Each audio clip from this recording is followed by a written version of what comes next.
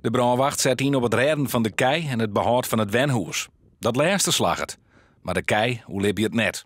Ze willen nog wel uit de stal hellen, maar daarna aanmaken door de beste dokter. Het vee eruit hellen, dat leeft momenteel nog, maar is in zo'n slechte staat. Die had reekinarmen en had brandwonden dat deze euthanaseerd worden moeten. Opnieuw een groot drama, zeker voor de boer en zijn familie en de omkrietenieren. Om te pleert zo'n snelle diekleid hebben we de helptjensten moeite om de stal te bereiken. Hielendal omdat er een soort nieuwsgierige mensen op aankomen.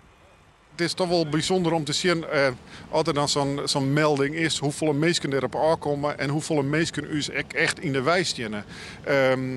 Het is een heel snel diekje. We moeten maar een hele groot materiaal erheen.